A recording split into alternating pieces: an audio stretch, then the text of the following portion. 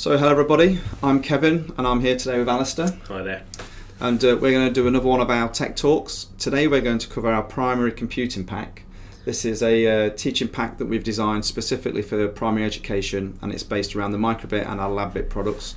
So we'll take you through that in a minute. We'll be looking in the box, looking at the hardware, explain the resources and give you a demonstration. Yeah, that's right. We'll also run through some of the costings of the product. By all means, if you have any questions, Mark is monitoring those today for us.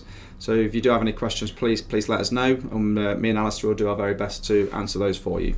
Okay, so should we start off by talking about the box and who it's aimed at and how it fits within the curriculum? Yeah, sure. So this is, as I say, the Primary Computing Pack is the name, which gives it away that it's aimed at primary education and primary schools. So in the UK, that would be the upper end of that, so that's Key Stage 2. That's ages 7 to 11, Yep. For fitting in with perhaps other areas in the world with different key stages and different words for that. It hits quite a lot of the curriculum areas, which is really nice, mostly computing, but we also bring in some bits of science, looking at light and sound, and some maths as well as some measurement and statistics that are built in there, which for the UK that's looking at year 6 sort of level bits, but computing all throughout Key Stage 2 can be hit with the different areas of this box. Okay, I think for me one of the things we've tried to focus on with this product is that the teachers we know in primary education aren't specialists in computing, are they? Sure. They're sort of general teachers that they're normally teaching English and maths and art and lots of other things. So we've tried to ensure that we've created in a way that is suitable for not an expert or a specialist teacher in computing or technology really. Yeah. So I think that's really important. What we're going to do now is just show you the web page we have for the product. So you can see here. So this is our website. You can see the product it's about £400. It depends how many you buy. So if you buy a single one, it's £430, and then it's £390 if you buy more than 5. And over here we can see some of the pictures of the parts that are included. But we'll go through this in more detail in a minute, won't we? Yes, we will. Yeah, but there's lots of information about the products on this website. It's a good place to refer to. You can see all the bits and pieces there, and it covers some of the lessons. We're going to cover these in more detail later on during the talk. And if you ever want to refer back to this, we do have this video here, don't we, sort of explaining the lab bit itself. I think there's a tech talk that we're going to talk about later that we did previously on the board. Yes, because the lab bit was initially sold by itself, so we've got a tech talk that focuses in, gives more detail and more depth on what's actually included on that board. I'll give a brief overview later on and see how it fits in with the lessons, but if you want more detail, do go and see either the web page or the YouTube channel. And search for LabBit and you'll find more of those resources. Yeah, so it's designed for a class of 30. So that cost is per student sort of what's that, £13 a student. So it's pretty good really. It doesn't include the Microbit. No. So the Microbits are separate, and the reason we've done that is because lots of people already have Microbits. They may use them on their own or with other products. So we're not forcing you into buying additional Microbits when you buy this pack. Okay. So should we take a look at the pack itself, and you can sort of show us what's inside? I've got the full box here. So I'll hold up for the camera. So it comes in a really nice sturdy grapnels tray, which fits in. I guess a lot of schools have these already, or slots for these to go into. So it comes in one of those, and everything is included in the box, and it all fits in nicely. We've got some. I'll put that down for a minute and show you some of the internal bits. But it's got lots of printed material. Which I'll show you closer up, and then we've got nice trays that contain all the hardware, which is great for being able to store it afterwards. Once you've opened it that first time and you want everything to go back inside, you really want somewhere good to store it and keep it safe for the repeated lessons. Yeah, so I think the reason we wanted to use the granule trays, and we use them with all of our lessons in the boxes, because they're easy then to pass between classrooms. Yeah. So one class may use this for a few weeks or for half term. And then it may be passed on to another class in that year group for use. Exactly. Yeah. Which is great. Do you want to switch to the demo cam, and I'll just show a bit more about what's.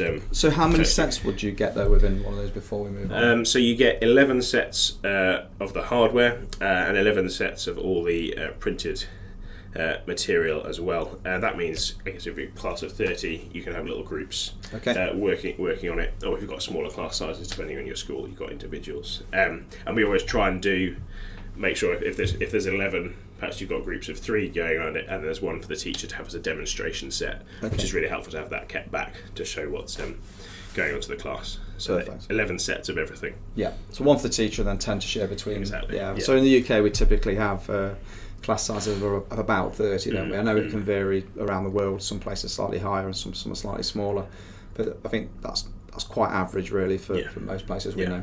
I think so. So here's the demonstration camera then. So this is, I guess, one of each of the things we've got laid out here. Let's move that briefly. So we've got the lab bit, which is the hardware, and I'll go through that in a minute with detail. We've got a battery pack. Now the batteries aren't included, but I've got them here to show they're just standard AA batteries, so they're really nice and available, and that's all you need for powering, plugging into the board. And you could use rechargeables, could you? You could definitely use rechargeables, which is great for the environment. And cheaper in the long run. So I'll put that to one side for now and just show you the printed stuff. So there's a nice poster for referring back to tell you exactly what's on the lab bit. So you could have that for the children to refer to in the lessons, just to see what the different bits and pieces are. A couple of the lessons need some build done. So we've got a zoetrope, which is one of those early animation devices they had. So it spins around and shows an animation of something going on. So that's part of one of the lessons. So we've got a nice poster that all the children could have, so they know exactly how to cut and stick their zoetrope together. Another one uses a snakes and ladders style game. So we've got some nice printed out things, so you don't have to go and make one of those. And we're going to look at this a bit more detail later on. But we've got a musical instrument lesson which makes use of an ultrasonic distance sensor for playing some tunes. So again, we've got that laid out nicely with all the exact distances needed for that ultrasonic sensor. But also, I think this is one of the really, really key and really helpful bits for you, the teacher. We've got the Teachers and Technicians Quick Start Guide. There's just one of these in the pack. And this just takes you through an overview of everything that's in the box. So I'll just quick flick through. It tells you what all the lessons are, the curriculum links that you might hit, an overview of what's in each lesson, and we've got some nice colour coding to take you through. It's quite a bit hard to see. We've got colour coding to tell you which lessons, which curriculum areas. So we've got purple is computing. Then we've got science is the black, and then maths is the red that we've got coming in a couple of lessons. So it just gives you a nice quick at a glance what's going on. So information on how you program the microbit, because I know that not all teachers will be familiar with this, but we've tried to make it really simple in showing you how you use the make code environment, which we're going to look at a bit later on, aren't we? We will do, so this is a great guide for having a look just to see what's in the box. What the lessons are, how you code it, and some really helpful reference material. And that's aimed for the teacher? This is for the teacher, or if you've got classroom technicians who might be coming to help out with that sort of thing. So that's the quick start guide. Okay. So should we just go through the hardware quickly for anyone who's not seen the lab bit before? Just that's a good idea. I might lift it up a little bit. Hopefully you can see it. So we've got a whole load of stuff on here, but it's all in one place, which is really nice. We've got the microbit itself, which slots in just here. So there's a nice picture that shows you this is where it should go. Slot your microbit in face up so you can still access the buttons. We've got an ultrasonic sensor here, so that's a distance sensor, which we'll be using in the demonstration later. We've got a couple of big buttons. Now those link to the pins that are used on the microbit, but they're just bigger and more accessible. And we've tried to colour code things on here as well, so all the inputs excuse me, all the inputs are blue buttons. The ultrasonic's blue, isn't it? Blue ultrasonic. Sorry, I've talked too much in a row. And we've got an input dial as well. So that's the analog input. Yeah, and then we have, while he's coughing away, I can cover these up. So we have the analog input, we have a microphone, we have the buttons here. These pads here also connect in parallel to these switches. So what's quite nice with this, I've seen students create things like tinfoil switches. Yes. Or using things like paper clips. So an example would be, I've seen this motor used to power a Ferris wheel designed by a student. They only wanted it to turn when the safety gate was closed, and the safety gate was connected to these pads. So that's quite a nice little addition there, really. And then you've got the output sounder, haven't you? With volume control here. This motor itself, which can rotate, and then we also get some water for Alasdair here. We also have a traffic light and a dice simulator. So that's all included on the board there. It might be a little bit tricky to see here, but we also have two pads here. These are the pads that power the motor, so you can have an external motor should you wish to. You feeling better now? Well, sorry about that. I am back and in control. Did we go through all the RGB LEDs and things? I missed those ones off. Yeah, so hidden slightly here in a sort of a rainbow pattern, we've got some RGB LEDs that are fully controllable colour-wise. Yeah. Which fits with the light experiment for science. Looks at doing those colour mixing. Okay. And then the battery cage. It's just on a simple plug-in. I mean, you could use a wall block if it was You could do actually, that's true. If you're a 5-volt supply, plug that in, and probably the colour's a bit hard to see, but we've got a battery indicator. So when the batteries are going down, it shifts from green is nice and full and fully charged. It goes to orange and then red, which gives you a nice quick indicator that you need to change the batteries, or not. So that's the hardware. Great. So we've covered the printed resources. Should we now look at the lessons themselves? Yes, yeah, let's switch to... Do you want me to put it onto the window capture? Yes, please, let's switch so you can see... Then you can drive, can't you? Yeah. There you go, do you want to drive that? Whoa. So we'll look at MakeCode in a little bit, but if I just bring up this window here, you can see... So I don't think we've covered this yet, have we? So one key thing within the lesson in the box is that the resources are provided on a USB memory stick, aren't they? Yeah, we didn't see that because I've got it plugged into the computer, but all the printed material is great and having the hardware is great, but the main feature of these lessons in a box is that all the material for lessons themselves is provided, and it all comes on a USB stick. Which is what you're looking at now. Which is what we're looking at now. Yeah. So what we've got is everything is in a Microsoft Office format if that's what you've got in a school, or in PDFs if you haven't got access to that. And we've also got all that printed material is available for looking at as well. So if you want to reprint those, you can. And it's all there. If I just jump into the PDF one, we can see that we've got here a list of 11 different lessons, and that's all the lessons that are in here. It kind of starts with a nice introduction to the Microbit if you're not yet familiar with that. And then takes you through 10 other lessons that cover all the features of the hardware or the lab bit, and again those tie into the curriculum. As an example, I'm going to go into the last lesson, which is the musical instrument, and what we've got is a lesson plan, a presentation, and then some example bits of music that you could play, and that keyboard poster if you wanted to print it out again that we saw earlier. If I just open up the lesson... Sorry, did you have a question, Kevin? No. This is one of the lesson plans. So it's tried to be in a sort of standard format. So we've got some how it links into the computing curriculum at the top. Some sort of guides on how to teach. Perhaps there might be some links to some other bits and pieces you can go and look at online or watch. This one looks at a theremin video and trying to explain what that is to the children.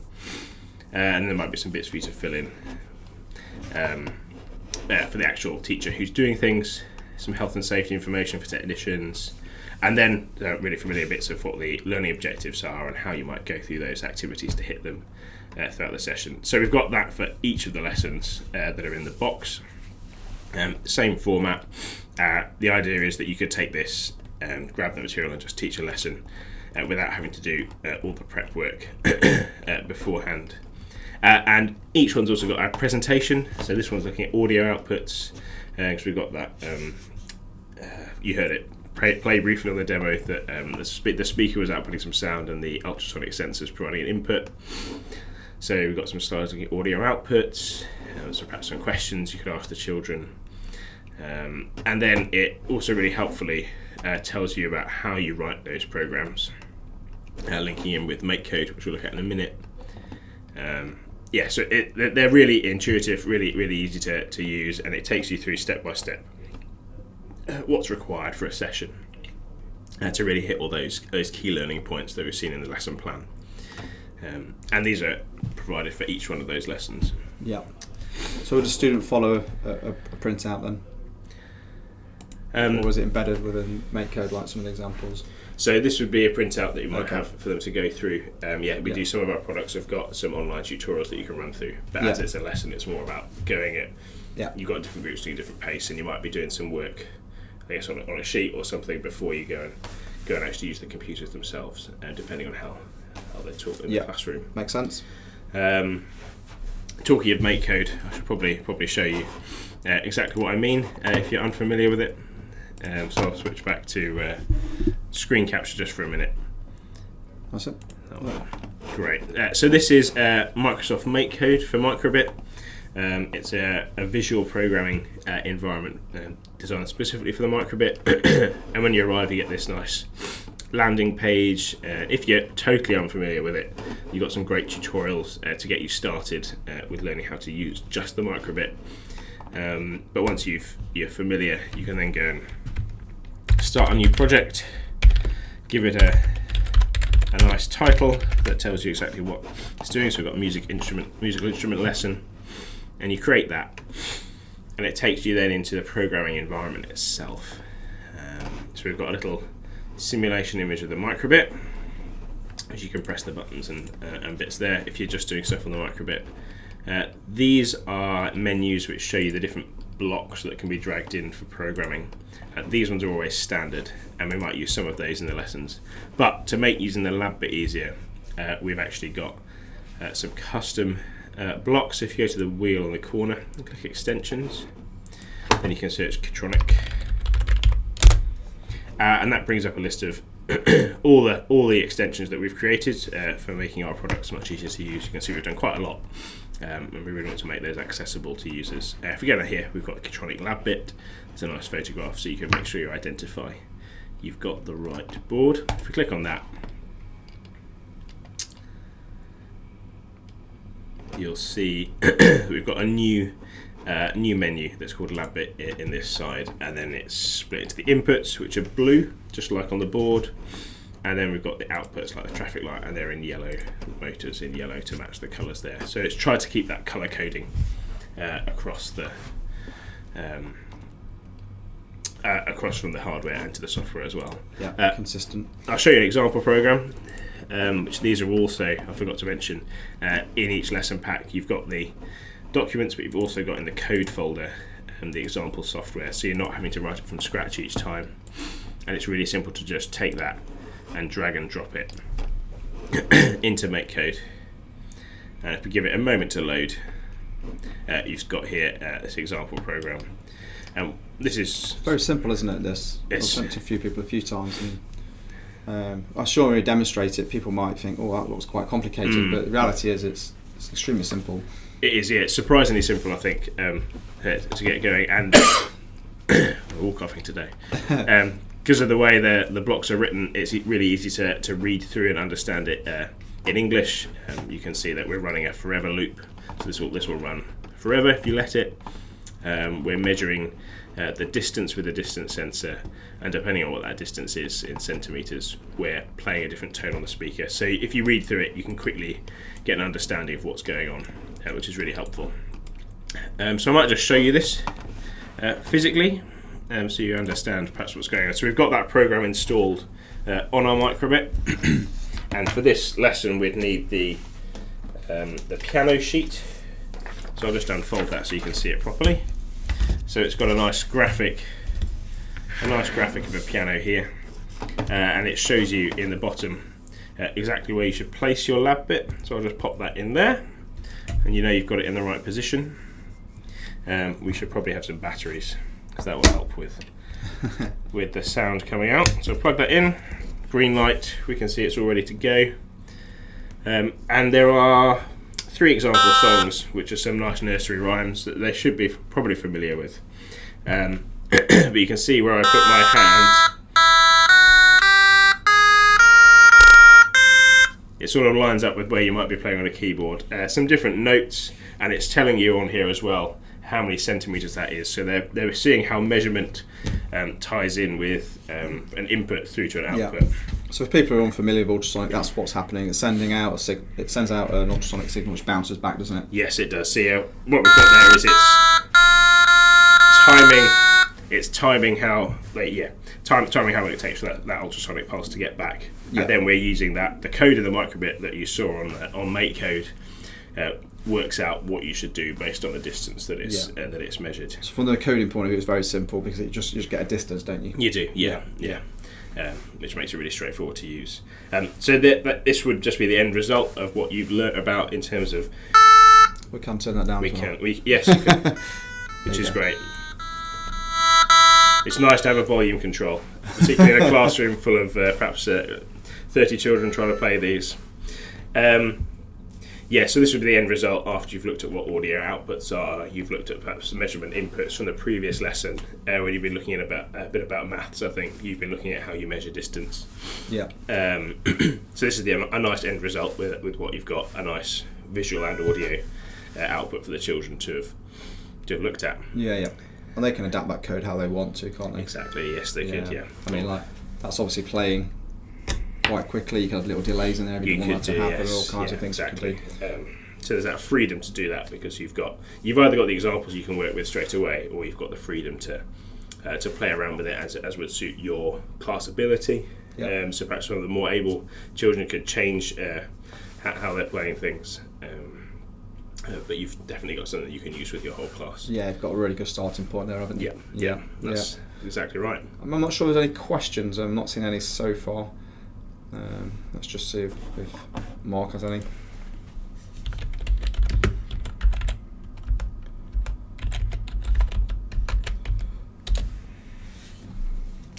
But yeah, I think we've covered a lot of what's in there. I mean, clearly we can't at this point take you through all of the resources that are on the memory stick because they are quite in depth, aren't they? Yes. So I'm guessing, would you see it typically being for a half-term kind of work? I think so. Or probably Depends there's how probably fast you use it. because there's 11 lessons there, which depending on how frequently you do computing could be probably around 6 weeks worth, or it might be something that you intersperse throughout your year, depending on which topics and subjects you're picking up on. Yeah. But it's nice that you've got the freedom. You've got all the content there. You've got all the resources there, and they're nicely split out, so you can use it how it fits in best with your curriculum. Exactly, and because you've got the LabBit boards, you still have all the other resources we have for those on their own. Absolutely. So it's incredibly usable. I mean, the good thing. I mean, we didn't sort of cover it here, but these LabBits themselves are really sturdy, and they're also they have this acrylic cover, and we wanted to include that, didn't we? So that they're easy to clean, they're a bit more robust in junior schools. Yeah. And they've got nice rubber feet on the back, so they're stable on the table. They don't slide around. And as Kevin said, there are. If you go and check out the videos or the page for the LabBit itself, then you can find there are some online MateCode tutorials to run through. Learning how to use things in a bit more depth perhaps than you might have done in these lessons, and that could be great for you to adapt for future lessons you want to do with this once you've moved through this box. Yeah, I'm sure a teacher will become quite confident with it quite quickly. So we hope people have enjoyed the talk today. Yep. We think we've covered as much as we can, but if anyone does have any questions, or if there's anything you think we've not covered or you want to more detail on, please feel free to message us after we've finished today. We can always add the additional comments for you on our YouTube channel. Don't be afraid to ask us any questions or about anything that's unclear or stuff you want more detail on. That's no problem at all. Great. Okay. Yeah. Thanks, Alasdair. No, thanks, Kevin, and thank you for joining in. Yeah, brilliant. And we'll look forward to seeing you all in a few weeks for our next Tech Talk. Okay. Take care, everybody. Bye.